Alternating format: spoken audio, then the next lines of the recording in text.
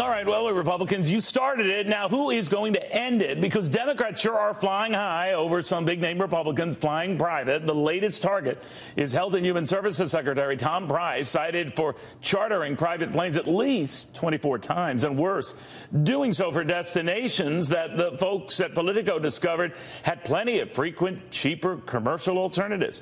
And all of this little more than a month after the media had a field day questioning Treasury Secretary Steve Mnuchin and his wife's travels aboard a government charter. Republicans are now the ones flying off the handle. They're outraged over Democrats' outrage.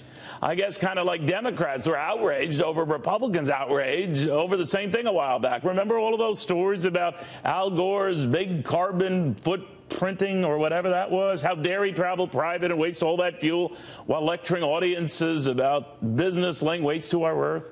Apparently saving money and saving the earth are not mutually exclusive, and neither is the rage. Democrats say they have a right to be even more enraged because Republican officials, well, they're doing it on our dime, the taxpayers' dime. Al Gore did it on his. Now, I'm not so sure about this. I am sure about this. Who cares? Who really cares? It's stupid. And in the relative scheme of things, it is chump change. Not that I condone wasting money, but I'm more focused on wasting like big money. I mean, how much do we spend on Health and Human Services? Over $1 trillion a year, and we're zeroing in on thousands of dollars in private jet costs? Then it hit me. Maybe this obsession with the price over Tom Price's travels isn't about the price. It's not about the dollars. It's about distracting. Just like griping about Al Gore's private travels was a distraction from his message, a way to shoot the message and the messenger.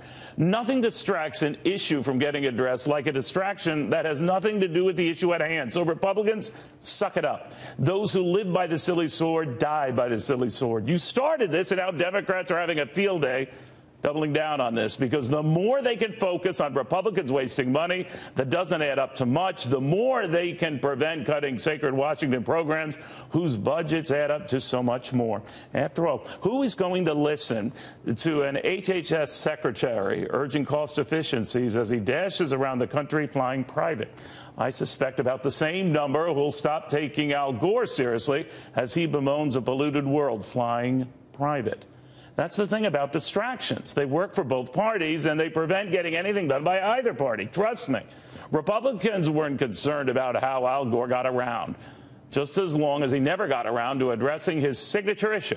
Just like I suspect Democrats aren't really bothered by how Trump cabinet secretaries get around, just as long as those cabinet officials never get around to fulfilling their mission on any issue. It's all the same. They are all the same. More intent on demagoguing an issue than solving an issue. It's why Democrats brand Republicans heartless for trying to simply slow the growth of entitlements, and Republicans call Democrats spendthrifts for not trying to, well, slow the growth of anything. So Republicans are throwing Granny off a cliff, and Democrats are pushing us all off the fiscal cliff. You know, sometimes I don't know who's worse. I do know they're both hypocrites. Democrats for suddenly feigning concern for debt that didn't matter when they were running things, or Republicans are doing little, if anything, on the same debt now that they're running things. Talk is cheap, and so is manufactured outrage, because this isn't about who's flying private.